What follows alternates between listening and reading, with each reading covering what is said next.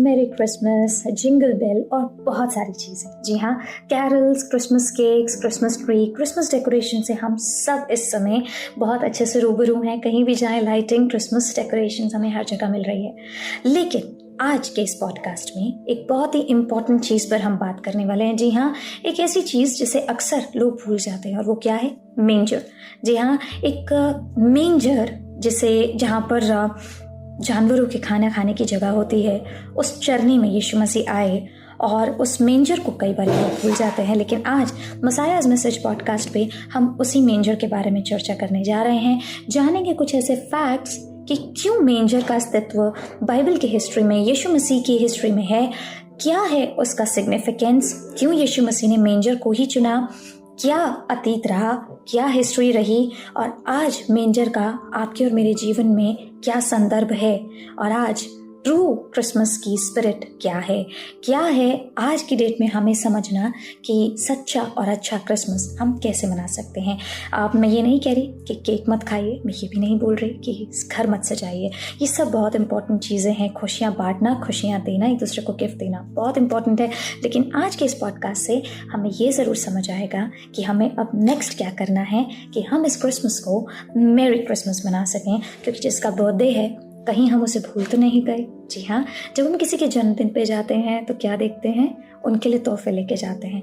हम क्रिसमस पे यीशु मसीह के जन्मदिन को मनाते हैं। इस बारी क्या तोहफा तैयार किया है? आज के इस मसायाज मैसेज पॉडकास्ट में हमारे साथ जो गेस्ट हैं वो हमारे रूबरू रहेंगे, और वो हमारे इन तमाम प्रश्नों का उत्तर भी देंगे और वचन से बात भी करेंगे। So let's welcome and let's move on to our segment. So viewers, जैसा कि हमने आपसे ऑलरेडी इंट्रो में बता ही दिया है कि आज परमेश्वर ने हमारे बीच अपने एक खास बेटे को भेजा है। जी हाँ, आज हम जानेंगे कि सच मायनों में, सही मायनों में क्रिसमस है क्या, और इस बात को जानेंगे कि क्रिसमस का रेलेवेंस क्या है। सो मसायाज मैसेज पॉडकास्ट में बिना वक्त गवाए आइए वेलकम करते हैं परमेश्वर के भेजे हुए दास ब्रदर राहुल किचेकर जी का। कैसे हैं ब्रदर? बढ़िया, थैंक यू सो मच। आपने मसायाज मैसेज पॉडकास्ट के लिए और हम तमाम लोगों के लिए ये वक्त निकाला ताकि हम क्रिसमस में कुछ नया सीख सकें। जी, थैंक यू ब्रदर। बहुत सारे लोग आपको देख रहे हैं और इस समय सुन रहे हैं। आप अपने बारे में अगर कुछ बताना चाहें। मेरा नाम राहुल है, और मेरा जो जन्म हुआ वो एक हिंदू परिवार में जन्म हुआ। मैं क्रिश्चियन परिवार में पैदा नहीं हुआ। बाद में मैंने यीशु मसीह को जाना और अपनी जिंदगी मैंने यीशु को दे दी। लेकिन यीशु को जानने से पहले मेरी जिंदगी बहुत बदकार थी। लड़ाई झगड़ा इन सब चीजों में मैं फंसा हुआ था। बहुत बेकार जिंदगी में गुजार रहा था। लेकिन खुदा ने मेरी जिंदगी को बदला और मुझे एक खास खिदमतगारी दी, मुसलमानों के बीच में जाकर सुसमाचार प्रचार कार्य करने की। तो जैसे मैंने बताया कि मेरी जिंदगी बहुत बदकार जिंदगी थी, लड़ाई झगड़ा, सिगरेट शराब इन सब चीजों में फंसा हुआ था। तो एक दिन ऐसा हुआ, मुझे कुछ पैसों की जरूरत पड़ी। मैंने सोचा मेरे पास एक गिटार है, मैं अपना गिटार बेच दूंगा, और गिटार बेचने के बाद जो भी पैसे मुझको मिलेंगे उससे मैं अपने शौक पूरे करूंगा, सिगरेट पीऊंगा, शराब पीऊंगा। तो मैं अपना गिटार लेके जगह जगह गया। किसी ने मेरा गिटार खरीदा नहीं। आखिर में थक हार के मुझे एक लड़का मिला। इस लड़के के बारे में मैं आपको बाद में बताऊंगा। अच्छा। इस लड़के ने कहा वहां पर एक चर्च है, वहां चले जाओ, वो लोग आपका गिटार खरीद लेंगे। मैंने कहा ठीक है।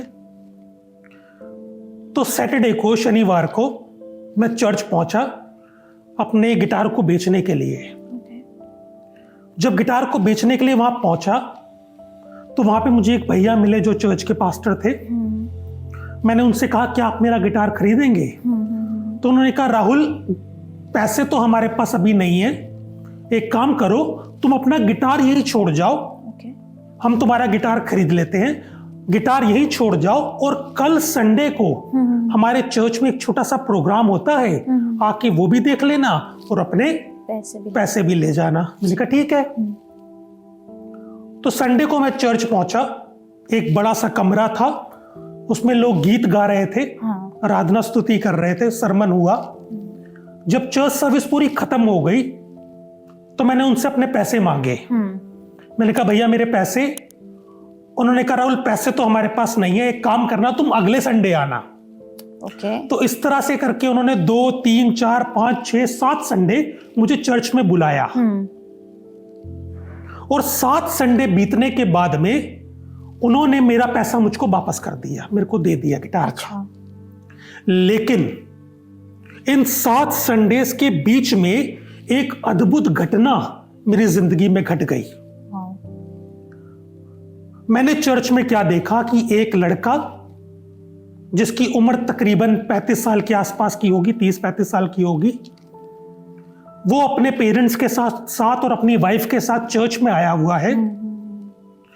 और उस लड़के के परिवार वालों ने कहा हम जगह जगह होकर के आए हैं, कोई हमारे बेटे को ठीक नहीं कर सका, हमारे बेटे के अंदर से कोई दुष्ट आत्मा नहीं निकाल सका। उस लड़के के अंदर एक दुष्ट आत्मा थी। तो वहां पर जो पास्टर थे उन्होंने कहा कि आपका बेटा बिल्कुल ठीक हो जाएगा। अच्छा। लेकिन एक शर्त है, वो शर्त ये है कि आपके बेटे के ठीक हो जाने के बाद में आपको प्रभु यीशु मसीह को थैंक यू कहना होगा। तो उस लड़के के परिवार वालों ने कहा ठीक है हम कह देंगे। मैं वहीं कोने में खड़ा हुआ था और मैं अपने मन में कह रहा था सब बकवास की बात है, नहीं निकले, सब ड्रामेबाजी है, कुछ नहीं होगा, थोड़ी देर में बोल देंगे जादू टोना चला नहीं, आप किसी और दिन आ जाना। ऐसा मैं अपने मन में विचार कर रहा था। अच्छा। तो जिस वक्त मैं ऐसा अपने मन में विचार कर रहा था उसी टाइम ही पास्टर ने बाइबल खोली और बाइबल खोल के एक आयत निकाल के पढ़ी 1 कुरिन्थियों 3:16, जिसमें इस तरह से लिखा है क्या तुम नहीं जानते कि तुम परमेश्वर का मंदिर हो और परमेश्वर का आत्मा तुम में वास करता है, और जो कोई परमेश्वर के मंदिर को नाश करेगा परमेश्वर का आत्मा उसे नाश करेगा। पास्टर ने जैसे ही बाइबल खोल के इस आयत को पढ़ा, वो लड़का जिसमें दुष्ट आत्मा थी वो कांपने लग गया। सबने मिलकर उसके सर के ऊपर हाथ रखा और यीशु के नाम से प्रार्थना करी, वो लड़का मेरी आंखों के सामने ठीक हो गया। जब वो लड़का बिल्कुल ठीक हो गया मेरे जहन में 2 सवाल आए। पहला सवाल, ये किताब कौन सी है? जिसको ये लोग बाइबल कह रहे हैं, ये किताब कौन सी है? और दूसरा सवाल ये यीशु कौन है जिसके नाम से प्रार्थना करी और वो लड़का बिल्कुल ठीक हो गया, ये यीशु कौन है? इन 2 सवाल ने मुझे परेशान कर दिया। मुझे बाइबल दी गई पढ़ने के लिए, मैंने बाइबल को पढ़ा। जब बाइबल को पढ़ा तो बाइबल ने मेरी जिंदगी में कार्य करना शुरू किया, मेरी जिंदगी को बदलना शुरू किया।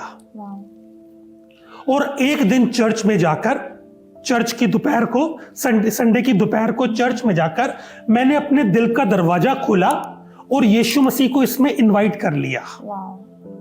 जिस दोपहर को मैंने यीशु मसीह को अपने दिल में इनवाइट किया था, उसी रात मैंने शराब का गिलास उठाया पीने के लिए। और जैसे ही मैं शराब पीने लगा मुझे वहीं पर वॉमिटिंग हो गई। और आज इस बात को 15 साल से ऊपर हो गया, मैंने दोबारा सिगरेट शराब को हाथ नहीं लगाया। प्रभु यीशु ने एक रात में मेरी जिंदगी को बदल कर रख दिया। मैंने कहा था उस लड़के के बारे में मैं आपको बाद में बताऊंगा। हाँ जी। जिसने मुझे चर्च का रास्ता दिखाया।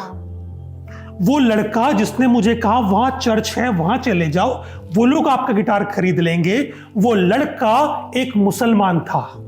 अरे वाह। परमेश्वर एक मुसलमान के जरिए मुझे चर्च लेकर गया और अब मेरा परमेश्वर, मेरा खुदा चर्च के जरिए मुझे मुसलमानों के बीच में भेजता है ताकि उनको जाके मैं खुदा का कलाम सुनाऊं और वो भी स्वर्ग में, जन्नत में हमारे साथ मिलकर यीशु की इबादत कर सके। मैं चाहता हूं आप सब लोग मुझे अपनी दुआओं में याद रखें। बिल्कुल भैया, और ये बहुत ही गहरी बात है क्योंकि परमेश्वर ने देखिए किसको चुना, एक बच्चे को चुना और वो आपको बता रहे हैं कि आप चर्च चले जाइए, वहां पर आपको मिल जाएगा। और आप जिस तरीके से बोल रहे हैं, लोग पता नहीं क्या क्या लेते हैं कि उनकी ये जो हैबिट्स हैं ये दूर हो जाएं, निकोटिन और ये सारी जो लतें ये हट जाएं, उसके लिए लोग बहुत ट्रीटमेंट, रिहैब तक चले जाते हैं। लेकिन आपने उस सामर्थी नाम के बारे में बोला जिसने एक रात में बिना रिहैब के, मतलब वो उसे कहा जाता है वो डॉक्टरों का डॉक्टर है, और उसने आपको एक रात में चंगा, एक रात में मुझे उसने मेरी जिंदगी रिहा बदल कर के रख दी। एग्जैक्टली। सो ब्रदर, जब आपने ये डिसाइड किया कि मैं मुसलमानों के बीच में मिनिस्ट्री करूंगा, तो क्या सिर्फ यही बच्चा उसका एक रीजन था या नहीं। और भी कुछ था? खुदा ने मुझसे सपनों के जरिए बात करी, ओके। खुदा ने मुझसे परिस्थितियों के जरिए बात करी, वाओ, खुदा ने मुझसे अपने लोगों के जरिए बात करी। ब्यूटीफुल। सबसे पहले खुदा ने मुझे दर्शन दिखाया, सपना दिखाया कि मैंने तुझे मुसलमान कौम के लिए चुना है। दूसरा, खुदा ने अपने खादिमों के जरिए मुझको ये कंफर्म किया। वाओ, उस टाइम मैं बाइबल कॉलेज में था और हमारे यहाँ पे एक पास्टर आए थे, एक प्रॉफिट आए थे, वो सबके लिए दुआ कर रहे थे। ओके। तो जब वो सबके लिए दुआ कर रहे थे, उन्होंने मेरे लिए भी दुआ करी और दुआ करते करते उन्होंने मुझे कहा, राहुल, खुदा ने आपकी बॉडी में कोई चिन्ह छोड़ा है जो आपकी कॉलिंग को कंफर्म करता है। वाओ। मैंने उनसे पूछा वो चिन्ह क्या है?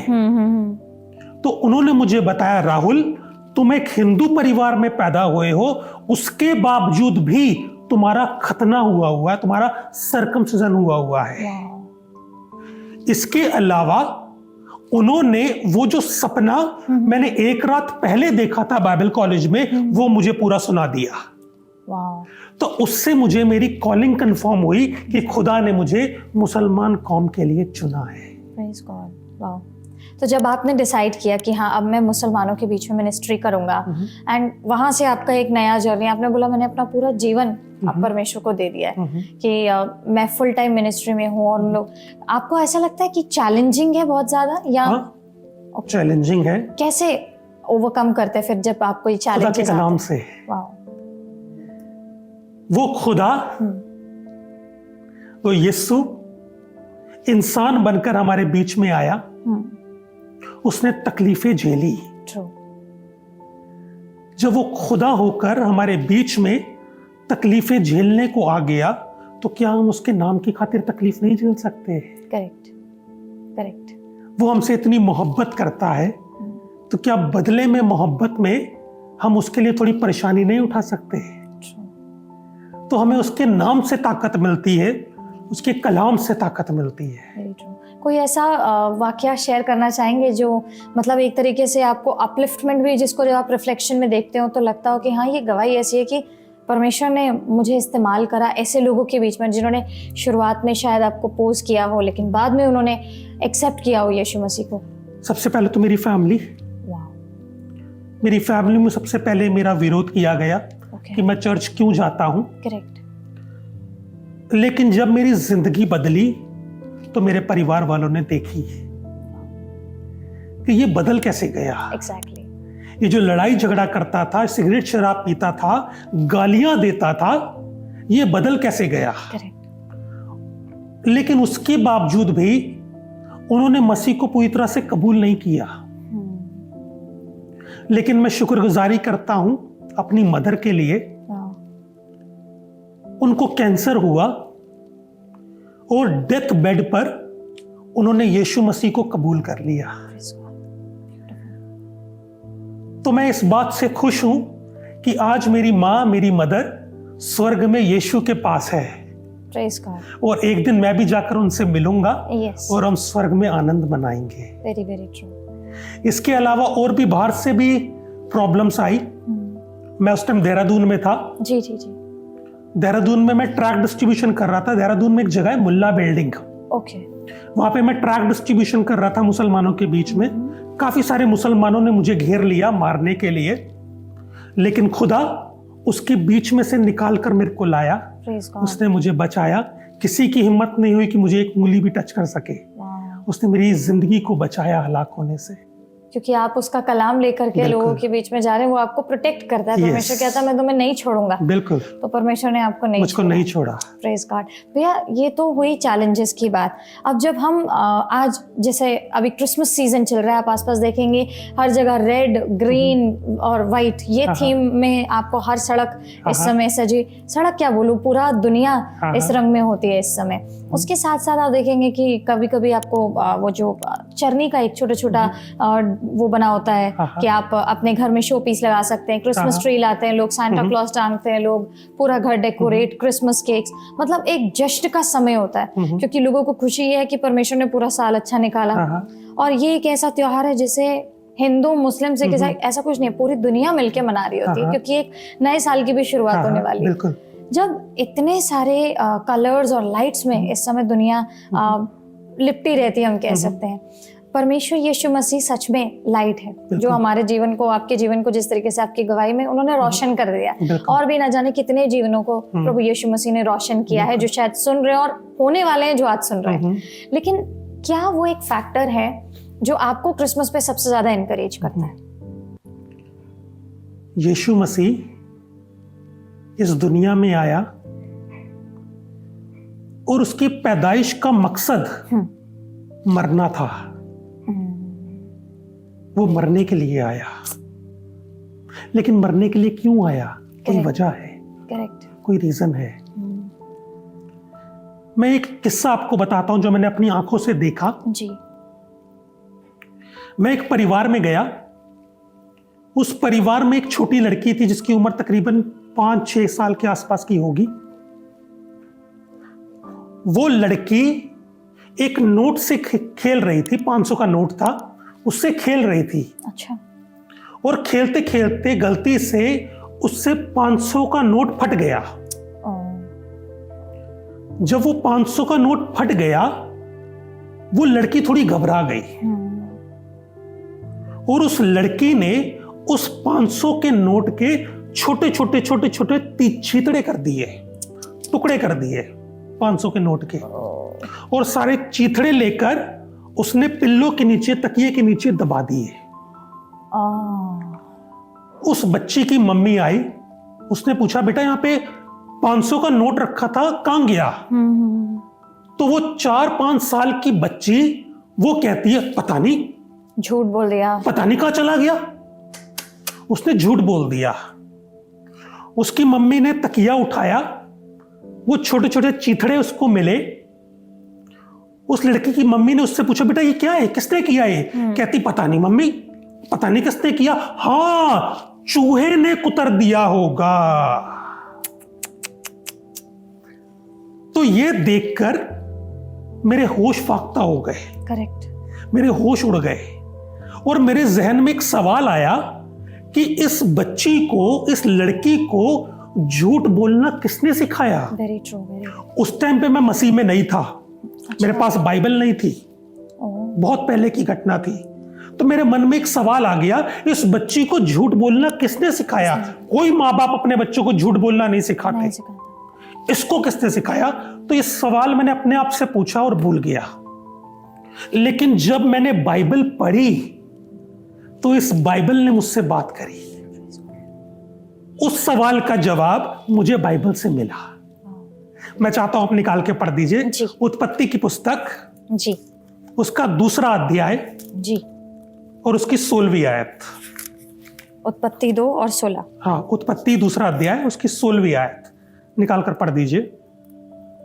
और यहोवा परमेश्वर ने आदम को ये आज्ञा दी। आदम को एक आज्ञा दी। क्या आज्ञा दी? अभी पढ़ेंगे, पढ़िए। तो वाटिका के सब वृक्षों का फल बिना खटके खा सकता है, पर भले या बुरे के ज्ञान का जो वृक्ष है उसका फल तो कभी ना खाना। हाँ, परमेश्वर ने कहा तू इस वाटिका के हर एक पेड़ का फल खा सकता है, लेकिन कौन से पेड़ का फल ना खाना? भले और बुरे के ज्ञान का वृक्ष का फल तू ना खाना। आगे पढ़ दीजिए।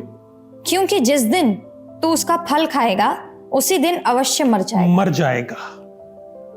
परमेश्वर ने एक आज्ञा दी, खुदा ने एक हुक्म दिया कि तू फल तोड़कर ना खाना, अच्छाई और बुराई के ज्ञान का फल तोड़ के ना खाना। लेकिन 3 अध्याय की पहली आयत को पढ़ दीजिए। यहोवा परमेश्वर ने जितने बनैले पशु बनाए थे उनमें सबसे सर्प धूर्त था। सांप जो था धूर्त था। आगे उसने स्त्री से कहा, यहां पर रुकेंगे। सांप, यहां पर जो सांप का जिक्र है वो शैतान का जिक्र है। शैतान सांप के भेष में आया और आकर के उसने हव्वा से बात करी। आगे, क्या सच है कि परमेश्वर ने कहा तुम इस वाटिका के किसी वृक्ष का फल ना खाना। आगे। उस स्त्री ने सर्प से कहा, इस वाटिका के वृक्षों का फल हम खा सकते हैं, पर जो वृक्ष वाटिका के बीच में है उसके फल के विषय में परमेश्वर ने कहा है कि ना तो तुम उसको खाना और ना उसको छूना, नहीं तो मर जाओगे। तब सर्प ने स्त्री से कहा, तुम निश्चय ना मरोगे, वरन परमेश्वर आप जानता है कि जिस दिन तुम उसका फल खाओगे उसी दिन तुम्हारी आंखें खुल जाएंगी और तुम भले बुरे का ज्ञान पाकर परमेश्वर के तुल्य हो जाओगे। शैतान ने आकर जो वचन, जो कलाम खुदा ने आदम हव्वा से किया था उसमें आके डाउट डाल दिया, उनको बड़गला दिया, उनको डिसीव किया, उनको बहका दिया। आगे पढ़ दीजिए। अतः जब स्त्री ने देखा कि उस वृक्ष का फल खाने के लिए अच्छा और देखने में मनभाव और बुद्धि देने के लिए चाहने योग्य भी है, तब उसने उसमें से तोड़कर खाया और अपने पति को भी दिया। और उसने भी खाया। सांप ने, शैतान ने आकर उनके बीच, उनकी जिंदगी में बीज बोया और उन्होंने आकर उस पेड़ से, जिस पेड़ के विषय में परमेश्वर ने कहा था तो इसका फल तोड़कर ना खाना, उन्होंने तोड़ा और खा लिया। जिस वक्त उन्होंने इस फल को खाया उनकी जिंदगी में पाप आ गया और वो पाप सारी दुनिया में फैल गया। निकाल कर पढ़ दीजिए रोमियो 5 उसका 12। रोमियो 5वां अध्याय और उसकी 12वीं आयत। रोमियो को इंग्लिश में रोमन्स कहा जाता है, तो जो लोग हमारे साथ में बाइबल अपनी खोल के बैठे हैं तो आप रोमन्स 5:12 निकाल सकते हैं। रोमियो 5:12 में कुछ इस प्रकार लिखा है, इसलिए जैसे एक मनुष्य के द्वारा पाप जगत में आया, जैसे एक मनुष्य के जरिए यानी कि आदम के जरिए पाप दुनिया में आया और पाप के द्वारा मृत्यु आई। और पाप के द्वारा क्या आई? मृत्यु आई। यहाँ पे मृत्यु को थोड़ा मैं एक्सप्लेन करूंगा। मृत्यु यहाँ पे मतलब है परमेश्वर से जुदा हो गए। जब हम खुदा से जुदा हो जाते हैं तब हमारी मृत्यु हो जाती है, हमारी आत्मिक मृत्यु हो जाती है, हमारी स्पिरिचुअल डेथ हो जाती है। आगे। इसी रीति मृत्यु से सब मनुष्यों में फैल गई। बस इसी रीति से मृत्यु सब लोगों में फैल गई, पाप सारी दुनिया में आ गया। यानी कि जो सच्चा खुदा, जिसने इस पूरी कायनात को बनाया, उस खुदा से इंसान जुदा हो गया, उससे अलग हो गया। यहां पर जाकर मेरे को उस सवाल का जवाब मिला। उस बच्ची ने जो झूठ बोला वो यहां से आया, क्योंकि हम सबकी जिंदगियों में पाप का बीज पड़ा हुआ है। उस बच्ची को किसी ने नहीं सिखाया, वो जब पैदा हुई तो वो पाप के साथ पैदा हुई, इसलिए उसने झूठ बोल दिया, इस 500 के नोट को मैंने नहीं फाड़ा। लेकिन खुदा ने कुछ और किया। खुदा ने हमारे लिए कुछ मंसूबा बनाया, हमारे लिए कुछ प्लान बनाया। निकाल कर पढ़ेंगे यशाया उसका 7वां अध्याय उसकी 14वीं आयत। यशाया 7 और 14। यशाया 7 और उसकी 14वीं आयत। यशाया को इंग्लिश में आइजाया 7:14। वहां कुछ ऐसा लिखा है, इस कारण प्रभु आप ही तुमको एक चिन्ह देगा। इसलिए प्रभु आप ही तुमको एक चिन्ह देगा। यहां पर यह भविष्यवाणी हो रही है, नबूवत हो रही है यीशु मसीह के लिए। आगे पढ़ेंगे। सुनो एक कुमारी गर्भवती होगी। सुनो एक कुंवारी गर्भवती होगी और पुत्र जनेगी। और उसका नाम इमानुएल रखेगी। और तुम उसका नाम क्या रखेगी? इमानुएल रखेगी। इमानुएल नाम का मतलब है, इमानुएल के नाम का मतलब है परमेश्वर हमारे साथ।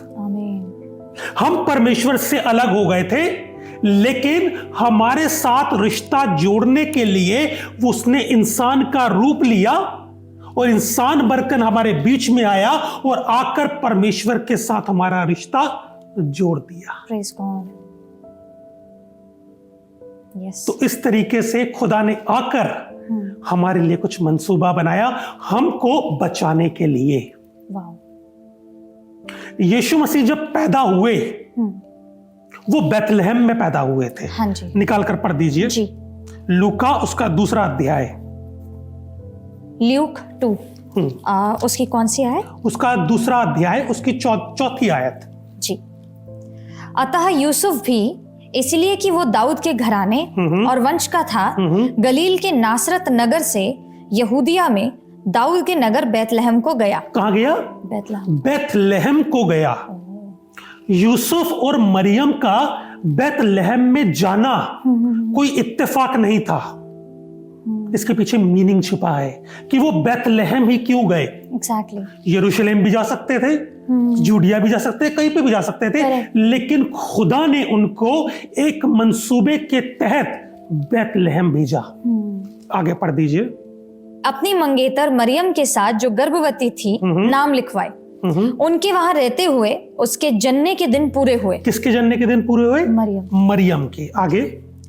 और वह अपना पहलौटा पुत्र जनी जिसका नाम था यीशु, और उसे कपड़े में लपेटकर चरनी में रखा। उसको कपड़े में लपेट के कहाँ रखा? चरनी में। चरनी में रखा, एक मेंजर में रखा। अब ये मेंजर क्या है, ये चरनी क्या है? उसको चरनी में ही क्यों रखा? कहीं और नहीं लेटाया, उसको एक चरनी में रखा, एक मेंजर में रखा। उसके एक मायने हैं, उसे कहीं और नहीं रखा। उसको चरनी में ही क्यों रखा? उसके पीछे एक मकसद छिपा है। बैतलहम, उसका जन्म बैतलहम में हुआ। बैतलहम के माने होते हैं रोटी का घर। करेक्ट। और चरनी जो जगह होती है, चरनी में जानवर खाना खाते हैं। अच्छा, जो जिसमें जानवरों को खाना परोसा जाता है उसको चरनी कहते हैं। उस चरनी में यीशु मसीह को रखा, इसलिए क्योंकि वो जीवन की रोटी है। यीशु ने कहा जीवन की रोटी मैं हूं। जीवन की रोटी रोटी के घर में आकर चरनी में रखी गई ताकि मनुष्य इस जीवन की रोटी को खाकर हमेशा की जिंदगी पाले, अनंत जीवन पाले। यीशु मसीह जीवन की रोटी बनकर हमारे बीच में चरनी में जिसमें खाना परोसा जाता है आ गया, ताकि हम उसे खाकर जिंदगी पाएं। एग्जैक्टली। और ये बहुत डीप है, क्योंकि हम अक्सर इस चीज को कई जगहों पे पढ़ते भी हैं कि यीशु ने कहा जीवन की रोटी मैं हूँ, जीवन का पानी मैं हूँ, लेकिन इसके सही मायने हमें यहाँ इसका रूट यहाँ मिल रहा है कि ये तो फाउंडेशन ये केवल बोलने की नहीं है कि जैसे लोग ऐसे ही चलते चलते कुछ भी बोल देते हैं। परमेश्वर का कोई भी बात बेफायदा नहीं है, फिजूल नहीं। उसको चरनी में रखा जाना एक मकसद के तहत था। उसका बैतलहम में पैदा होना एक मकसद के तहत था। इसके पीछे ये बात छिपी हुई थी, इसलिए वो बैतलहम में पैदा हुआ। एग्जैक्टली। और हम एक स्टोरी देखते हैं, कई जगहों पे हमने देखा है, बच्चों को भी स्कूल में इस पे जो स्किट्स होते हैं वो कराए जाते हैं कि एक यीशु मसीह और वो छोटा सा चरनी जो नीचे घास फूस से बना हुआ है, बट एक्चुअल में चरनी वो जगह है जहाँ पर खाना खाया जाता है, जानवरों को खाना देते हैं। और लोग अक्सर यही बोलते हैं कि man is a social animal. तो हम सब जिस तरीके से आपने बताया, हमारे अंदर तो पाप ही था, और वो पाप निकालने के लिए हमारा वो जो दूरी बन गया था परमेश्वर के साथ में, उसके लिए यीशु मसीह चरनी में परमेश्वर ने भेजे। वाह। तो ब्रदर, जब मेंजर की बात करते हैं तो अगर देखा जाए तो हमारी लाइफ अगर हम देखें तो हम सबको उस मेंजर के पास जाना बहुत जरूरी है, क्योंकि हम कई बारी उसी बच्चे की तरह है कि हम बहुत गलतियां करते हैं, चिथड़े कहीं कहीं छुपा देते हैं। और झूठ जब एक 5 साल की बच्ची बोल रही है तो आज की डेट में बड़े लोग तो कितना ही बोलते हैं। और एक ऐसी चीज है कि कई बार ये होता है, जैसे हम अभी गए थे रूट कॉज पे, तो हमने देखा कि एकदम हवा ने खा लिया, और आगे जाकर के हम देखते हैं कि वो मना भी कर देती है कि नहीं नहीं मेरे को नहीं उसने खिलाया था, और ब्लेम गेम एक शुरू हो जाता है जो आज तक चला आ रहा है। हम ब्लेम गेम्स खेलते हैं। तो जब इतने ब्लेम गेम्स, इतने पाप में हम हैं, किस तरीके से हम जाए मानव जाति, किस तरीके से आज समझे कि वो रास्ता क्या है उस मेंजर तक पहुंचने? खुदा का कलाम। मजूसी लोग यीशु को ढूंढते ढूंढते कहां से आए थे? पूरब से। पूरब से आए थे, क्योंकि वो इस दुनिया में हमारा नजात देंदा बनकर, हमको बचाने वाला बनकर आ गया। तो आज जरूरी है कि हम लोग यीशु मसीह को ढूंढें खुदा के कलाम में। करेक्ट। खुदा के कलाम में है यीशु। यस। पर जब एक चीज मैं यहां बताना चाहूंगा जी जी जी कि यीशु मसीह का जन्म 2000 साल पहले नहीं हुआ। उसका वजूद 2000 साल पहले नहीं था, उससे भी पहले था। निकाल कर पढ़ दीजिए जी। यूहन्ना उसका 8वां अध्याय। यूहन्ना उसका 8वां अध्याय जॉन 8 और उसका 56 वर्स। यूहन्ना 8 उसका हम 56 पढ़ेंगे। तुम्हारा पिता अब्राहम मेरा दिन देखने की आशा से बहुत मगन था। यीशु मसीह यहाँ पर यहूदियों से बात कर रहे हैं और क्या कह रहे हैं? तुम्हारा पिता अब्राहम मेरा दिन देखने की आशा से बहुत मगन था। आगे उसने देखा और आनंद किया। यहूदियों ने उससे कहा, अब तक तू 50 वर्ष का नहीं, फिर भी तूने अब्राहम को देखा है। हाँ। यीशु ने उनसे कहा, मैं तुमसे सच सच कहता हूं कि पहले इसके कि अब्राहम उत्पन्न हुआ मैं हूं। यीशु ने कहा इससे पहले कि अब्राहम उत्पन्न हुआ मैं हूं। उसके वजूद की कोई शुरुआत नहीं है, ना ही अंत है। He is eternal. शुरुआत नहीं है। अक्सर लोग कहते हैं कि यीशु 2000 साल पहले पैदा हुआ। 2000 साल पहले वो सिर्फ इंसान का रूप लेकर के हमारे बीच में आया है और उस चरनी में रखा गया। उस चरनी में कौन था? ये बहुत इंपॉर्टेंट सवाल है कि उस चरनी में कौन था? उस चरनी में था बादशाह। वाओ। यहूदियों का बादशाह, पूरी कायनात का बादशाह उस चरनी में था। एंड मोर देन दैट, उस चरनी में खुदा था। कैसे खुदा था? निकाल के पढ़ेंगे। अक्सर लोग इस बात को बोलते हैं कि बाइबल में कहां लिखा है यीशु ने कहा मैं खुदा हूं। जी जी जी। अक्सर लोग ये सवाल करते हैं यीशु मसीह ने कब कहा बाइबल में कि मैं खुदा हूं? तो क्या यीशु मसीह खुदा है? बाइबल में यीशु मसीह ने कहीं पे भी क्लेम नहीं किया कि मैं खुदा हूं, लेकिन लोग यीशु को खुदा मानते हैं। क्यों मानते हैं? उसके पीछे रीजन है। यीशु ने कभी भी अपने मुंह से बोलकर नहीं बताया कि मैं खुदा हूं। एक कहावत कही जाती है, action speak louder than voice. Yeshu Masih ने कुछ करके दिखाया और उसने जो करके दिखाया उससे हमें पता चल गया कि यीशु खुदा है। कैसे है? निकालेंगे मत्ती रचित सुसमाचार उसका 17वां अध्याय। जी। मत्ती इंग्लिश में मत्ती मीन्स मैथ्यू। हम पढ़ेंगे मत्ती का 17 यानी कि मैथ्यू 17 और उसकी कौन सी आयत? उसकी 27वीं आयत 27th वर्स। तो भी इसलिए कि हम उन्हें ठोकर ना खिलाएं, तू झील के किनारे जाकर बंसी डाल और जो मछली पहले निकले उसे ले।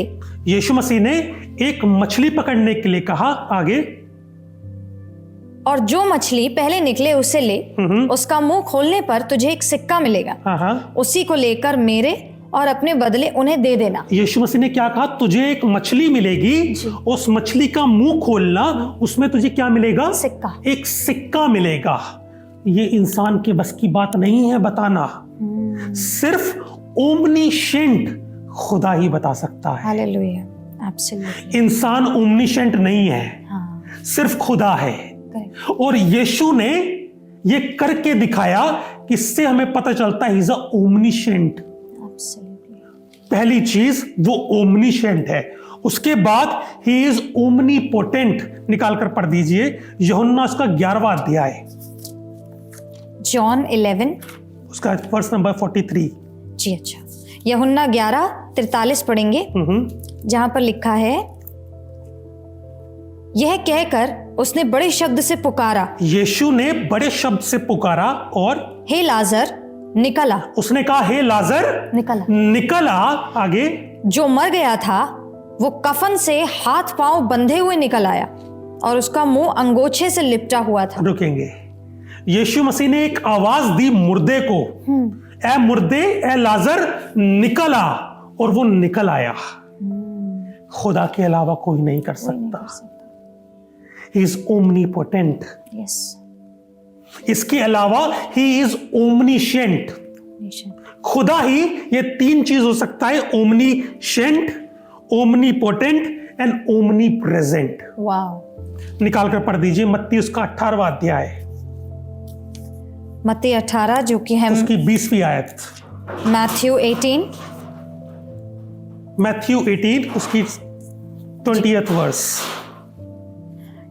यहां पर ऐसा लिखा है, क्योंकि जहां 2 या 3 यीशु ने कहा जहां 2 या 3 मेरे नाम से इकट्ठे होते हैं, मेरे नाम से इकट्ठे होते हैं, वहां मैं। कौन है? बंदर है?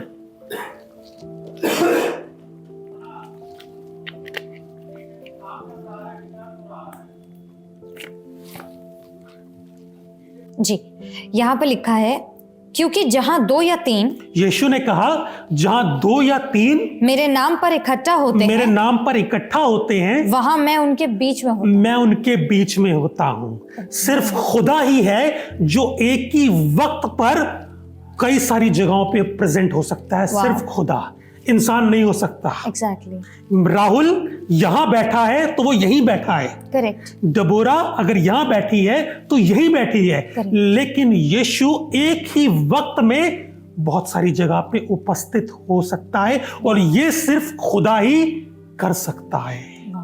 Absolutely. God is omniscient, God is omnipotent and God is omnipresent. और ये तीनों एट्रीब्यूट्स हमें यीशु मसीह के अंदर देखने को मिलते हैं। इसके अलावा एक चीज और है, जी, निकाल कर पढ़ेंगे मरकुस रचित सुसमाचार उसका 2रा अध्याय और उसकी मरकुस तो। 3री आयत। मरकुस यानी कि मार्क 2 का 3री तीसरी आयत। आयत। और लोग एक लकवे के रोगी को 4 मनुष्यों से उठवाकर उसके पास ले आए। किसके पास ले आए? यीशु मसीह। यीशु मसीह के पास कुछ लोग एक लकवे के रोगी को लेकर आ गए। आगे, परंतु जब वे भीड़ के कारण उसके निकट ना पहुंच सके, तो उन्होंने उसे छत को जिसके नीचे वो था खोल दिया। और जब वे उसे उधेड़ चुके, तो उस खाट को जिस पर लकवे का रोगी पड़ा था लटका दिया। उन्होंने छत खोलकर लकवे के रोगी को नीचे उतार दिया यीशु मसीह के पास। आगे, यीशु ने उनका विश्वास देखकर उस लकवे के रोगी से कहा, हे पुत्र, तेरे पाप क्षमा हो। यीशु ने उसे क्या कहा? तेरे पाप क्षमा। तेरे पाप क्षमा हुए। आगे, तब कई शास्त्री जो वहां बैठे थे अपने अपने मन में विचार करने लगे, ये मनुष्य क्यों ऐसा कहता है? यह तो परमेश्वर की निंदा करता है। आगे, परमेश्वर को छोड़ और कौन पाप क्षमा कर सकता है? क्या बोला उन्होंने? परमेश्वर को छोड़। परमेश्वर को छोड़ और कौन पाप क्षमा कर सकता है? उनके मुताबिक उनके खुद के वर्ड्स हैं कि परमेश्वर को छोड़कर कोई और पाप क्षमा नहीं कर सकता। आगे पढ़ेंगे। यीशु ने तुरंत अपनी आत्मा में जान लिया कि वे अपने अपने मन से ऐसा विचार कर रहे हैं, और उनसे कहा, तुम अपने अपने मन में ये विचार क्यों कर रहे हो? सहज क्या है? क्या लकवे के रोगी से यह कहना कि तेरे पाप क्षमा हुए, या यह कहना कि उठ, अपनी खाट उठाकर चल फिर? आगे, परंतु जिससे तुम जान लो कि मनुष्य के पुत्र को पृथ्वी पर पाप क्षमा करने का भी अधिकार। यीशु मसीह ने क्या क्लेम किया? कि मुझे पाप क्षमा करने का भी अधिकार है। और यह अधिकार सिर्फ किसके पास होता है? परमेश्वर के पास। आगे, उसने उस लकवे के रोगी से कहा, यीशु ने उस लकवे के रोगी से कहा, क्या कहा? मैं तुझसे कहता हूँ, उठ, अपनी खाट उठाकर अपने घर चले जा।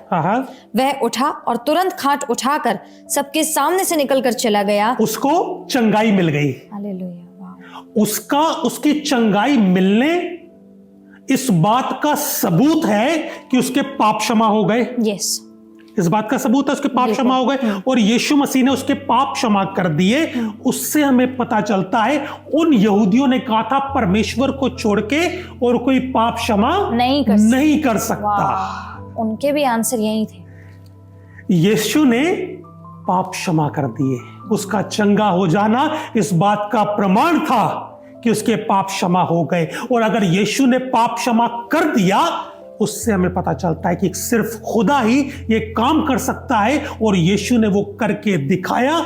इससे हमने जान लिया कि यीशु कौन है। यीशु मसीह ने इस तरह से बहुत से कार्य करके लोगों को दिखाए कि मैं कौन हूं। एक और चीज यीशु ने करके दिखाई, निकाल कर पढ़ दीजिए मत्ती रचित सुसमाचार उसका 14वां अध्याय और उसकी 25वीं आयत। मत्ती 14 और मत्ती 14 उसकी 25वीं आयत। यहाँ पे लिखा है, और यीशु रात के चौथे पहर झील पर चलते हुए उनके पास आया। एक मिनट रुक जाओ। यीशु रात के चौथे पहर क्या करते हुए? झील पर चलते हुए आया। यीशु मसीह झील पे चलते हुए क्यों आया? वो बोट पकड़ के आ सकते थे, नाव पकड़ के आ सकते थे, लेकिन नहीं, यीशु मसीह झील पर चलते हुए आए। क्यों? रीजन है, यीशु कुछ बताना चाह रहे हैं। वो यीशु है, वो बेवजह कुछ नहीं करता। उसने जो किया वजह के साथ में किया, और इस बार वो पानी पर चलते हुए आ रहे हैं। वो अपने चेलों को और लोगों को बताना चाहते हैं, मैं वही खुदा हूं जो उत्पत्ति में पानी की सतह के ऊपर मंडराया करता था। Hallelujah, yes yes. जिस तरह से परमेश्वर का आत्मा पानी के ऊपर मंडराता था, उत्पत्ति में हमने पढ़ा, उसी तरीके से प्रभु यीशु मसीह भी पानी पर मंडराता हुआ उनके पास आ गया। उसने बता दिया कि मैं वही खुदा हूं। तो उस जर्नी में जो आया, जिसको रखा गया, वो कोई और नहीं था, ये वो था जिसने इस पूरी कायनात को बनाया, जिसने कहा रोशनी हो जा और रोशनी हो गई, जिसने कहा पेड़ बन जा, पेड़ बन गए, जो इस पूरी कायनात को अपने गीठे में नापता है। इतना बड़ा परमेश्वर छोटे से मेंजर में, छोटी सी चरनी में हमारे लिए आ गया, हमको हमारे पापों के जाल से निकालने के लिए। वो पाप जो उस छोटी बच्ची में था, उसने झूठ बोल दिया। वो पाप जो सारे मनुष्य जाति में फैल गया था, उस पापों से बचाने के लिए वो यीशु उस चरनी में आ गया। ब्यूटीफुल ब्रदर, हम ये देखते हैं कि जब चरनी की बात करते हैं तो वहां पर बादशाहों का बादशाह आया। कई बारी हम वहीं तक ही सीमित रह जाते हैं, हमें लगता है बेबी जीसस का ही बर्थडे है। और आज भी हम यही सोचते हैं कि अच्छा जीसस का birthday, oh baby Jesus, because जब भी क्रिसमस की बात होगी आप बच्चों के लिए देखेंगे, कई मसीहों को, गैर मसीहों को बच्चों के लिए करते हुए, कहीं कहीं जाते हुए, एंड बेबी जीसस की पिक्चर्स आपको हर जगह मिल जाएंगी। लेकिन यीशु मसीह बेबी नहीं है, ये तो हमें दिखाई दे रहा है। कुछ ईसाई क्या करते हैं, 25 तारीख को यीशु को पैदा कर देते हैं, गुड फ्राइडे पे मार देते हैं और ईस्टर पर जिंदा कर देते हैं। उनकी कहानी बस इसी में अटकी हुई है। एग्जैक्टली। यीशु आज क्या है? यस, वो बादशाहों का बादशाह, वो खुदाओं का खुदा आज स्वर्ग के राज्य पर, स्वर्ग में राज्य कर रहा है, और उसका एक सिंहासन है जो पिता के दाहिने हाथ पर रखा हुआ है। वो यीशु दोबारा आएगा। हम बाइबल से एक वर्स निकाल कर पढ़ेंगे जी। प्रेरितों के काम जी, उसका पहला अध्याय और उसकी 9वीं आयत। यहाँ पे कुछ ऐसा लिखा है, यह कहकर वह उनके देखते ही देखते ऊपर उठा लिया गया। एक मिनट, कौन देखते देखते ऊपर उठा लिया गया? यीशु मसीह। उनके चेलों के देखते देखते यीशु मसीह आसमान पर उठा लिए गए। आगे ये यीशु मसीह के वो जब मुर्दों में से जी उठे। अच्छा, क्रूसिफिकेशन के बाद जब यीशु मसीह मुर्दों में से जी उठे, अपने चेलों को दिखाई दिए, उसके बाद जी उठा लिए गए।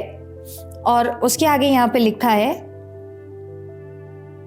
बादल ने उन्हें आंखों से छुपा लिया। हाँ, उसके जाते समय, यीशु के जाते समय, जब वे आकाश की ओर ताक रहे थे, जब चेले आकाश की तरफ ताक रहे थे, तो देखो 2 पुरुष श्वेत वस्त्र पहने हुए हाँ। उनके पास आ खड़े हुए और उनसे कहा, हे गलीली पुरुषों, तुम क्यों खड़े आकाश की ओर देख रहे हो? आगे, यही यीशु जो तुम्हारे पास से स्वर्ग पर उठा लिया गया है, जिस रीति से तुमने उसे स्वर्ग को जाते देखा है, उसी रीति से वो फिर आएगा। इस रीति से वो फिर आएगा। हमारा यीशु दोबारा आने वाला है और मैं समझता हूं हम सबको उसकी तैयारी करनी है।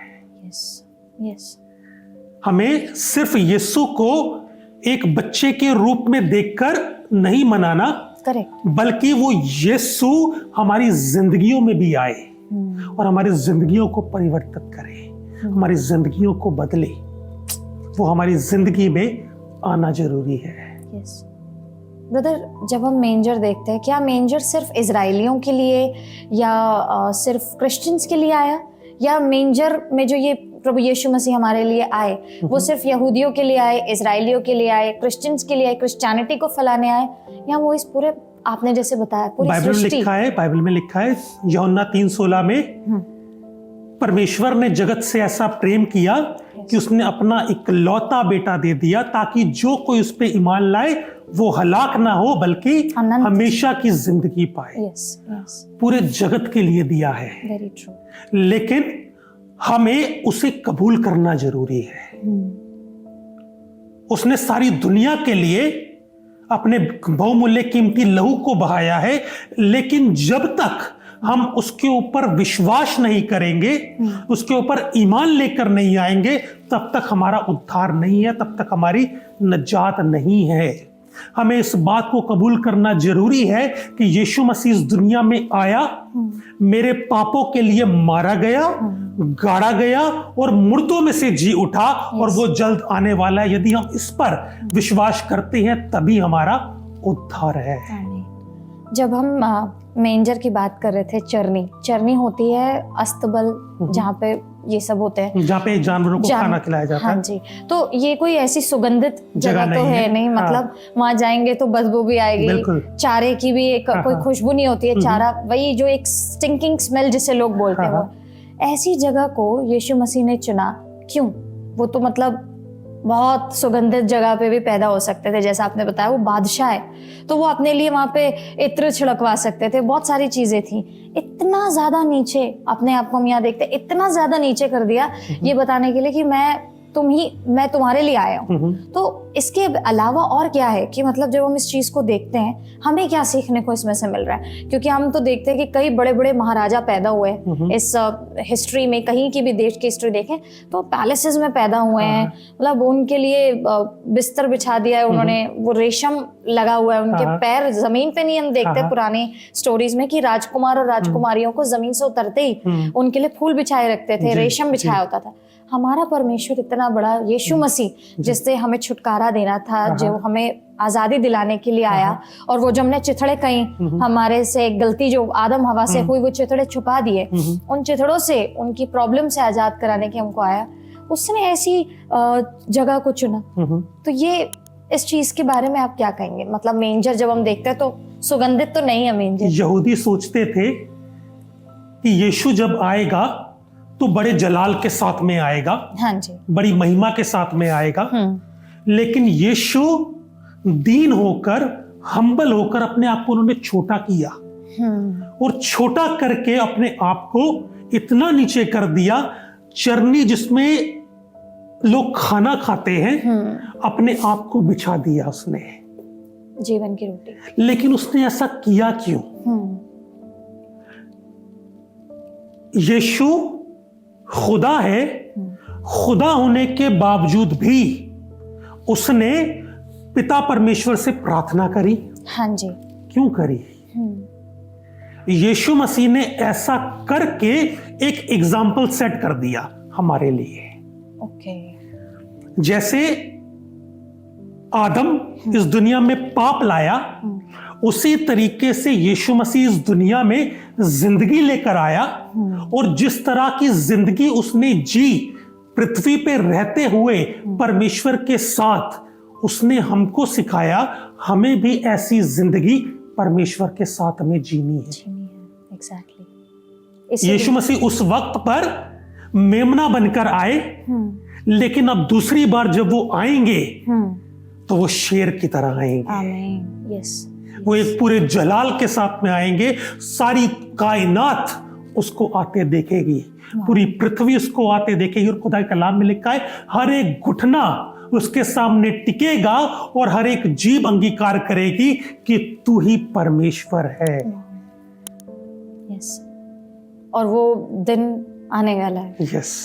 हमें उसकी तैयारी करनी है। निकट है। हमें यीशु मसीह से दोबारा मिलने की तैयारी करनी बहुत जरूरी है। करेक्ट। क्योंकि कहीं ऐसा ना हो कि वो आए और हम उन 5 कुंवारियों में से हो जिनकी कुप्पी में तेल नहीं था, जिनकी मशालों में तेल नहीं था और वो बाहर रह गई। यस। हम उसमें ना हो। हमें तैयारी करनी है। Very true. इस क्रिसमस पर जब हम ये सोचते हैं कि हाँ अब हमें मेंजर पता है, कई लोगों को जिनको अब तक ये नहीं पता था कि यीशु मसीह, क्योंकि ये सवाल हर किसी के जहन में उठता होगा कि अरे परमेश्वर है इनके, हम, और ये परमेश्वर ने ये चरनी क्यों चुनी, ये परमेश्वर ने ऐसी जानवरों के बीच में आने की वो क्यों चुनी। लेकिन जब हम हमारी हिस्ट्री को जाकर के देखते हैं तो हम इंसान को बोला जाता है कि आप तो एक सोशल एनिमल है। हाँ। हम इंसानों की जिस तरीके की जो आज हम आसपास देख रहे हैं, जो हम बन चुके हैं, उसमें हम देख रहे हैं लॉट ऑफ ग्रीड, सेल्फलेसनेस तो है ही नहीं, सेल्फिश हम ज्यादा हैं, प्राइड बहुत है। अगर हमें जरा सा भी सक्सेस मिलता है तो एक अलग ही मुकाम पे हम लोग पहुंच जाते हैं। अगर कोई जरा सी तारीफ कर दे तो अचानक से हम कहते हैं कि अच्छा, कोई क्रेडिट परमेश्वर को नहीं देते, वो पूरा हमारा क्रेडिट हो जाए। लेकिन यीशु मसीह को हम देखते हैं, उन्होंने शून्य कर दिए बताने के लिए कि आई एम ऑल्सो नथिंग, मैं आया हूँ परमेश्वर की तरफ से, लेकिन मैं तुम्हारे लिए अपने आप को शून्य कर रहा हूँ ताकि तुम भी उतने ही हम्बल बन सको। खुदा के कलाम में लिखा है, उसने दास का रूप धारण किया। उसने खुदा होकर दास का रूप धारण किया। हम इंसान होकर दास का रूप नहीं धारण करना चाहते। उसने खुदा होकर कर लिया। और यही है, उसने हमें सिखाया, उसने हमें बताया। आपने एक बड़ी बहुत ही अच्छी बात बताई थी कि ओमनी प्रेजेंट, ओमनी सेंट और ओमनीपोटेंट। ओमनीपोटेंट। जब हम ओमनी प्रेजेंट की बात करते हैं, क्या परमेश्वर वहां पे भी, यीशु मसीह आज इस क्रिसमस पे उन लोगों के भी बीच में मौजूद होंगे जो नहीं जानते यीशु मसीह को? वहां पर भी हैं। हाँ। और अगर वो लोग आज सुन रहे हैं इस चीज को, तो किस तरीके से आज वो अपने दिलों को खोले कि किस तरीके से वो मेंजर वाले यीशु मसीह को ना देख करके जीवन की रोटी को समझें। और अगर यीशु मसीह ओमनी, जैसे आपने बताया कि वो हर जगह सुनता है, जब हम अक्सर अपने घर से बाहर निकलते हैं तो एक प्रार्थना करते हैं कि परमेश्वर हमारे साथ रहना, हमारे घर वालों के साथ में भी रहना, क्योंकि हमें पता है कि वो हमारे घर वालों के साथ में भी रहेगा, उनकी भी मदद करेगा, जहां हम जा रहे हैं हमारे साथ भी रहेगा। तो वो आपने बताया ओमनी प्रेजेंट है। जो लोग अभी परमेश्वर को नहीं जानते, उन्हें नहीं पता है कि यीशु मसीह उनके साथ, खुदा का मंसूबा उनके लिए भी है। खुदा उनके लिए भी सोच रहा है। और पता नहीं कितने ऐसे लोग हैं जिन्होंने अभी तक यीशु को जाना नहीं, और यीशु उनको तैयार कर रहा है कि वो मुझको जाने और उद्धार प्राप्त कर ले। यीशु को जानने का तरीका, मतलब अगर मैंने बाइबल नहीं पढ़ी, मुझे नहीं पता है बाइबल, आज मैंने सुना यीशु मसीह के बारे में और मुझे यीशु मसीह का कैरेक्टर अच्छा लग गया कि ये तो इतना हम्बल है, मेरे को ऐसा बनना है। क्या करूं मैं यीशु मसीह के पास आने के लिए? सबसे पहले उसे एक बाइबल ढूंढनी चाहिए जिसको वो पढ़ सके, क्योंकि खुदा के कलाम में ताकत है। जैसे कि मैंने अपनी गवाही में बताया, पास्टर ने बाइबल में से एक आयत निकाल के पढ़ी और वो लड़का कांपने लग गया। बाइबल की एक आयत में इतनी ताकत है तो पूरी बाइबल में कितनी ताकत होगी। हालेलुया। ट्रू। एक आयत में इतनी ताकत है तो पूरी बाइबल में कितनी ताकत होगी।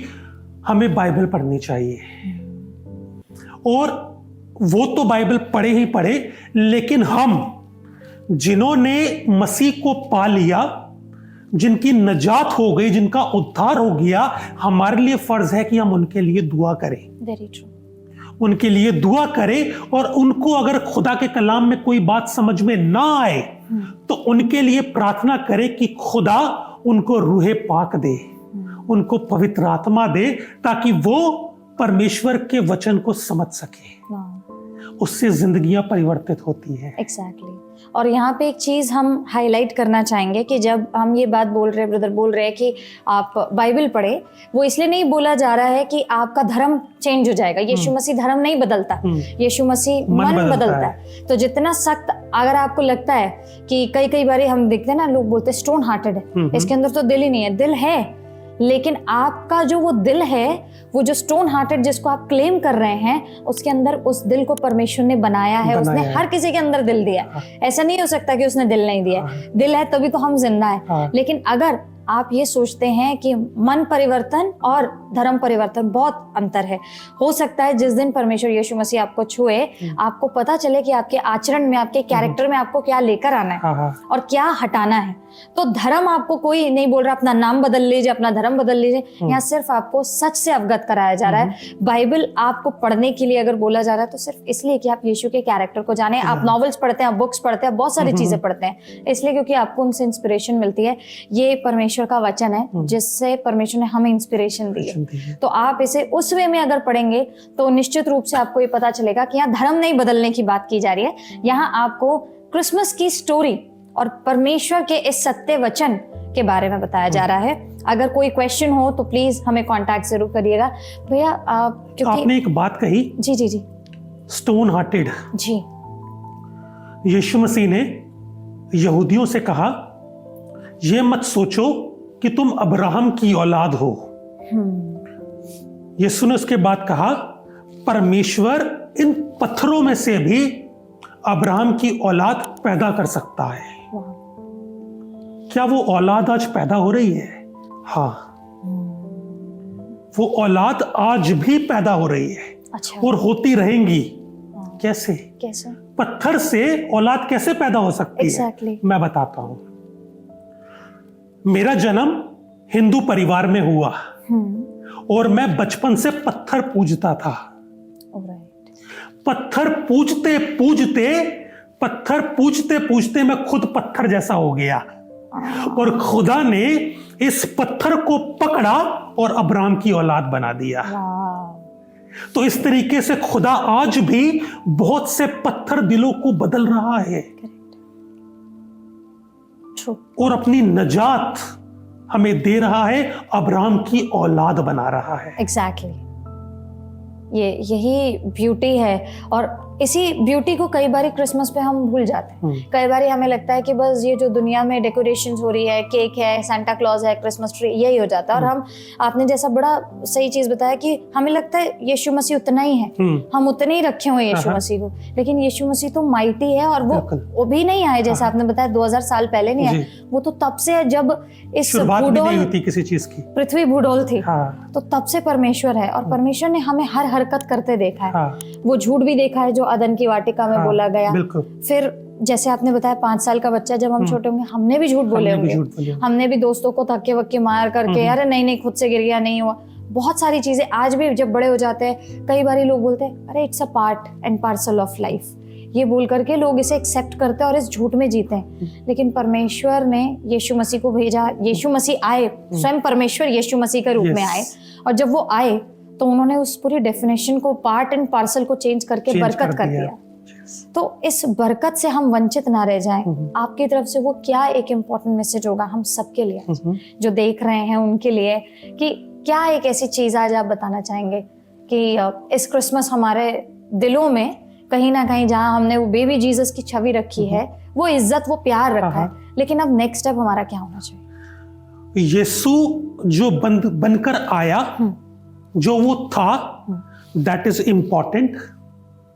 उसका पैदा होना, सलीब पर हमारे लिए मरना, मुर्दों में से जी उठना, दैट इज इंपॉर्टेंट। हमें उसके ऊपर विश्वास रखना है। उसके साथ साथ वो आज क्या है और आने वाले वक्त में वो क्या करेगा। खुदा के कलाम में लिखा है वो इंसाफ करेगा। आमीन। यस। तो हमें अपनी जिंदगी इस तरीके से जीनी है कि यीशु को पसंद आए।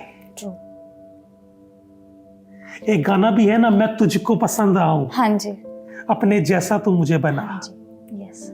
तो हमारी जिंदगी इस तरीके की होनी चाहिए कि वो परमेश्वर को पसंद आए। लेकिन हमारी वैसी जिंदगी हम अपने हाथों से नहीं बना सकते। हमारे अंदर वो ताकत नहीं है, उसको बनाएगा परमेश्वर ही। लेकिन हमारे मनों के अंदर इच्छा होनी चाहिए कि मुझे यीशु जैसा बनना है। यस यस, मुझे यीशु जैसा दिखना है। जब खुदा इंसान को बना रहा था तो खुदा ने कहा आओ हम मनुष्य को अपने स्वरूप और अपनी समानता में बनाए। वो चाहता है कि मेरे बच्चे मेरे जैसे दिखे। यस, खुदा के कलाम में लिखा है पवित्र बनो क्योंकि मैं तुम्हारा परमेश्वर पवित्र हूं। यस, तो हमें पवित्र बनने की जरूरत है। यस, सबसे पहले हम खुदा के कलाम को थामे रहें, जी, अपनी कलीसिया को थामे रहें, जहां भी हम जाते हैं कलीसिया को थामे रहे, खुदा को थामे रहे और अपने इस जंगल के सफर को हम जारी रखें, ताकि जब हम मंजिल पे पहुंचे, जब हम स्पिरिचुअल यरूशलेम में, स्पिरिचुअल इज़राइल में पहुंचे, वो जो खुदा की बादशाही है, तो वहां जाकर हम खुदा की इबादत कर सके। कई बार एक बड़ी अच्छी चीज़ आती है कि हम बहुत सारी हीलिंग स्टोरीज देखते हैं। यीशु मसीह ने उसको चंगा किया। हमने अभी देखा कि लाजर को यीशु मसीह ने एक आवाज दी और लाजर बाहर आ गया। जो मतलब उन दो बहनों की खोई हुई होप वापस आ गई, जिनके जीवन में सिर्फ उनका भाई था, उनकी खोई हुई वो होप परमेश्वर वापस ले आया। हमारी भी होप्स बहुत बारीक होती हैं, कई बार हम गिव अप करते हैं हमारी लाइफ में। और अभी भी बहुत सारे हैसल्स होंगे पूरे साल। हो सकता है किसी ने कोई ऐसा सुन रहा हो जिसने बहुत दुखी देखे हो पूरे साल, और इतने हैसल में, इतनी परेशानियों में निकल के आए हैं, होप्स खो चुकी हैं, शैटर हो चुके हैं। यीशु मसीह के पास में वो तरीका है कि वो, बहुत से लोग ऐसे होंगे बीते साल में उन्होंने खुदा से दुआ करी लेकिन उनकी दुआ सुनी नहीं गई। बहुत से लोग ऐसे होंगे। तो ऐसे में मैं क्या करूं? क्या मैं हार के बैठ जाऊं? एक बार एक स्त्री यीशु के पास में आई। वो यहूदी परिवार से नहीं थी, वो अन्य जाति थी। और उस औरत ने आकर यीशु से कहा मेरा बच्चा मर रहा है। यीशु ने कहा लड़कों की रोटी लेकर कुत्तों के आगे डालना उचित नहीं। उस औरत ने क्या जवाब दिया? उस औरत ने जवाब दिया सच है प्रभु, सच है प्रभु, लेकिन कुत्ते भी तो वही चूर चार खाते हैं जो मालिक की मेज से गिरे हों। ये कहकर यीशु मसीह ने उससे कहा ए औरत, तेरा विश्वास बड़ा है। और उसी घड़ी उसका बच्चा चंगाई प्राप्त कर ली। यीशु ने कहा जैसा तेरा विश्वास है वैसा ही तेरे साथ में हो। कहने का मतलब क्या है? खुदा हमारी परीक्षा लेता है। खुदा ने उसका विश्वास देखना चाहा। वो औरत जब यीशु मसीह के पीछे आ रही थी तो वो प्रभु बोलते हुए आ रही थी, हे प्रभु दाऊद की संतान मुझ पर दया कर। ये प्रभु का मतलब क्या होता है? प्रभु का मतलब होता है प्रभुता करने वाला, जिसका मेरी जिंदगी के ऊपर कंट्रोल हो। यीशु मसीह ने देखा क्या ये सिर्फ मुंह से मुझे प्रभु कह रही है या सचमुच मुझे प्रभु मानती है? क्या सचमुच मैं इसकी जिंदगी के ऊपर कंट्रोल करता हूं? खुदा ने उसका विश्वास देखा। कभी कभार हमारी भी दुआएं सुनी नहीं जाती क्योंकि खुदा हमारे विश्वास को देखना चाहता है। और जब हम उस विश्वास में खरे उतरते हैं तब हमारी प्रार्थना सुनी जाती है। और यही आज हमारे लिए बहुत इंपॉर्टेंट है कि हम अपने विश्वास में, जैसे आपने बोला, आप परमेश्वर के वचन में बने रहिए, आप अपनी कलीसिया में बने रहिए और परमेश्वर के मार्ग को छोड़िए मत। वही है, क्योंकि इसी सारे उसमें जहाँ पर हम लोग हैं उसमें हमारी जो उम्मीद है वो हमारा परमेश्वर यीशु मसीह, और वो वापस लेकर के आएगा, वो रिस्टोर करेगा जब हम पास कर जाएंगे इस टेस्ट को। तो टेस्टिमनी आएगी। जैसे आपके जीवन में इतनी बड़ी टेस्टिमनी है, कई लोगों के जीवन में आने वाले साल हम यही दुआ करते हैं कि आज इसको जानने के बाद में सत्य को उनके जीवन के टेस्टिमनी में बदल जाएं और परमेश्वर के लिए वो समझ पाएं कि हाँ परमेश्वर ने उनके जीवन में क्या चीज करी है। चरनी के बारे में हमने जाना, यीशु मसीह के बारे में जाना। बेबी जीसस अब बेबी जीसस नहीं है, बेबी जीसस का एक माइटी वर्जन हम वहां पर भी देखते हैं, क्योंकि 3 राजा वहां पर आए और उसके आगे झुक गए। तो ऐसे तो कोई साधारण बालक नहीं है, हाँ। जिसके आगे ऐसे तो कितने बालक पैदा होते हैं। तो इतने बड़े बड़े राजा, सोना मूल्यवान हम देखते हैं, और बहुत महंगी एक्सपेंसिव आइटम्स आज भी देखिए बहुत एक्सपेंसिव है। उनको लेकर के इतनी दूर से, जब कोई उबर ऑटो ये कुछ नहीं था, वो ट्रैवल करे और वो अपने किसी सबऑर्डिनेट को भी भेज सकते थे, अपने दासों को भेज देते कि ये जा करके दे आओ, वो खुद आए, क्योंकि उनको पता था कि बादशाहों का बादशाह आ रहा है, जैसा आपने बताया, और उन्होंने उसके आगे दंडवत कर दिया। मैं एक चीज यहाँ पे बोलना चाहूंगा, जिस तरह से वो 3 मजूसी यीशु के पास आए और आकर उसे सिजदा किया जी, हमें भी चाहिए कि हमें भी यीशु को सिजदा करें। वो खुदा जो आसमान की बादशाही पर हुकूमत रखता है, हमें उसके आगे घुटने टेकने चाहिए। वो राजा, वो 3 राजा आकर यीशु को सिजदा करते हैं, उन्होंने भी अपने आप को हम्बल किया।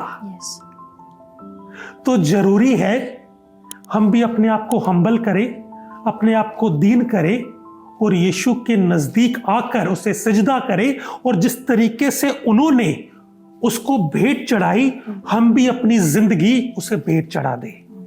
Yes, very true. और यहाँ पर भेंट चढ़ाने का मतलब सैक्रिफाइस, वो एग्जैक्टली जैसे होता है ना, कई बार लोग सैक्रिफाइस समझ, भेंट चढ़ाने का मतलब आप उसके लिए दिल अपनी जिंदगी जियो। एग्जैक्टली जैसा वो चाहता है आप अपनी जिंदगी को जियो, उसी तरीके से हमें अपनी जिंदगी जीनी है। और क्या ये सच है कि यीशु मसीह कुछ नहीं चाहता, सिर्फ आपका दिल? यस, खुदा हमसे मोहब्बत करता है। वो जो हमसे मोहब्बत करता है, उस मोहब्बत का नाम है अगापे, सैक्रिफिशियल मोहब्बत, जिसमें मुझे कुछ नहीं चाहिए, मैं सिर्फ दूंगा। उसने ऐसी मोहब्बत करी, और उसने हमसे उस वक्त मोहब्बत करी जब हम पापी ही थे, जब हम उसे कुछ नहीं दे सकते थे, उसने तब हमसे मोहब्बत करी। ब्रदर, आपने 5 साल की बच्ची के बारे में शुरुआत में, इस कहानी की शुरुआत में बोला, क्योंकि हम एंड में आ गए हैं। वो 5-6 साल की लड़की जिसको आपने इतने समय पहले परमेश्वर ने, तब आपने कहा कि आप वचन भी नहीं जानते थे, परमेश्वर ने आपको तब एक रेवलेशन दिया, एक क्वेश्चन के रूप में कि इसने झूठ बोलना कहाँ से सीखा? और फिर परमेश्वर ने कितने साल, लगभग कितने साल बाद आपको इसका आंसर दिया होगा? तकरीबन उसके 5-6 साल बाद, जब आप परमेश्वर को जानना शुरू हुए, तब आपको उसका आंसर मिला, उसके कलाम में से मिला। बिल्कुल। और उसके बाद में क्या फिर आपको ऐसा मौका मिला कि आप वापस जाते उस बच्ची के पास में और उसको परमेश्वर का वचन दे पाते? ओके। मैं उस परिवार में काम कर रहा हूँ, मेरा खुद का परिवार है वो। अच्छा। धीरे धीरे प्रेज गॉड, मैं खुदा के कलाम को उनकी जिंदगी में बो रहा हूँ। वाह। और ऐसे कई बच्चे होंगे जिन्होंने आज, शायद कई माँ बाप होंगे जो अपने बच्चों की झूठ बोलने की आदत से परेशान है, क्योंकि उन्होंने नहीं सिखाया, लेकिन आज आपकी बात परमेश्वर के वचन के द्वारा जब उनके पास पहुंची है, तो निश्चित रूप से वो अपने बच्चों के अंदर एक नए चेंज को, सबसे बड़ी बात प्रार्थना है। जब आपने बोला हम दुआ करें, वो लोग दुआ करें, और जब परमेश्वर के वचन को फॉलो करेंगे, तो एक जो गवाही होती है वहीं से खड़ी होती है, क्योंकि मुझे लगता है जितना मैंने झूठ बोला किसी ने नहीं बोला होगा, मुझे ऐसा लगता है कभी कभी। तो उस हिसाब से अगर देखा जाए तो हम तो इतना झूठ जब आप बोलते हैं कि आपको ये तक याद नहीं रहता कि आपको क्या बोला आपने। और परमेश्वर के वचन की ब्यूटी इस बात में है कि जब आप सच बोलना शुरू करते हैं, आपको लगेगा ही नहीं आप हैवी हैं, आपको इसलिए लगेगा कुछ याद रखने की जरूरत ही नहीं है, क्योंकि मैंने तो कोई झूठ बोला ही नहीं। और परमेश्वर सारी एक क्लीन स्लेट कर देता है, आपको बिल्कुल सब हटा करके एकदम क्लीन करता है। तो परमेश्वर का उसके लिए हम धन्यवाद करते हैं। थैंक यू सो मच, आपने आज के दिन में आकर के हम लोगों के जीवन में चरनी, यीशु मसीह, और वो जो रोशनी आई ना चरनी में से, जिसको लोग सोचते हैं कि चरनी तो सबसे डार्केस्ट प्लेस है, नहीं, चरनी के अंदर तुम्हारे लिए लाइट आई, और आपने उस लाइट को हमारे जीवन में आज परमेश्वर के वचन के द्वारा शेयर किया। हम यही उम्मीद करते हैं कि आप जिस तरीके की मिनिस्ट्री कर रहे हैं वो आसान नहीं है, उस मिनिस्ट्री में परमेश्वर खूब बरकत दे। और कई ऐसे जीवन है जो कि अभी रिजिडनेस में होंगे, डार्कनेस में होंगे, लेकिन वो भी परमेश्वर की दी हुई होप के द्वारा, आपके द्वारा बचाए जाएं। और हम डेफिनेटली वेट करेंगे आपकी आने वाली गवाहियों को और आपके द्वारा आशीषित लोगों को देखने के लिए। Thank you so much brother, आज हमारे साथ आने के लिए। Thank you brother. हम क्रिसमस की जब बात करते हैं, आज आपको ऐसा लगता है कि क्रिसमस को कहीं कोई क्रिसमस का मेजर एलिमेंट यीशु मसीह उनको कोई रिप्लेस तो नहीं कर रहा, लाइक गिफ्ट्स कर रहा है, कर रहा है। ओके। सबसे पहली चीज सेंटा क्लॉज। बच्चे पूछते हैं, ए सेंटा बता तू बाइबल में कहाँ है? Santa is not biblical. और सेंटा कहीं ना कहीं लोगों की जिंदगी में उसने इतनी मजबूत पकड़ ली कि यीशु कहीं पीछे छूट गया। किसी ने कहा था सेंटा ईसाइयों का भगवान है। अच्छा। किसी नॉन क्रिश्चियन ने कहा सेंटा ईसाइयों का भगवान है। क्या सेंटा हमारा परमेश्वर है? बिल्कुल नहीं। Santa is not biblical. मैं स्पेशली इस चीज को बोलता हूं, हमें अपना ध्यान सेंटा क्लॉज से हटाकर यीशु मसीह पे लगाना है। यस। क्रिसमस पर बहुत सी पार्टीज होती है जी, जिसमें लोग शराब भी पीते हैं और बहुत से गलत काम करते हैं। ये रियल क्रिसमस को एंजॉय करना नहीं है। रियल क्रिसमस को एंजॉय करना यह है कि उसने जो मेरी जिंदगी में किया, वो जो मेरे दिलों में पैदा हुआ, वो और दूसरों की जिंदगी में भी पैदा हो जाए, वो और दूसरों की जिंदगी में भी आ जाए और उनकी जिंदगी बदल जाए। यस। ये क्रिसमस होना चाहिए। हम एक दूसरे को गिफ्ट्स देते हैं, कोई बुराई नहीं है, कोई बुराई नहीं है, दीजिए। हम लोग बहुत से गाने गाते हैं क्रिसमस पर, गाइए, लेकिन कौन से? ऐसे जो खुदा के नाम को जलाल दे। क्योंकि जिस गाने में यीशु नहीं, वो इबादत नहीं है। जिस गाने में यीशु है, उसी गाने में इबादत है। अग्रीड। सो आज जरूरत है कि जो एलिमेंट्स रिप्लेस कर रहे हैं यीशु मसीह को सबसे पहला स्थान दिया जाए। ट्रू। भैया, इससे पहले कि हम सब रुखसती लें, हम चाहेंगे कि आप इस क्रिसमस कि हम सही दर्शन को आज जान पाएं, अब इसे इम्प्लीमेंट कर पाएं, और आने वाले साल के लिए आप अगर सबके लिए दुआ कर देंगे तो एक बहुत बड़ी ब्लेसिंग होगी सबके लिए। दुआ करेंगे हम लोग। खुदावन खुदा, सारी दुनिया के मालिक, सारी दुनिया को बनाने वाले प्रभु, हम तेरा धन्यवाद करते हैं प्रभु जी कि तू आज से 2000 साल पहले हमारे बीच में आया और हमने तेरी बड़ी महिमा देखी। तू हमारे गुनाहों के लिए, हमारे पापों के लिए तूने अपनी जान दी। तू हमको बचाने के लिए उतर आया।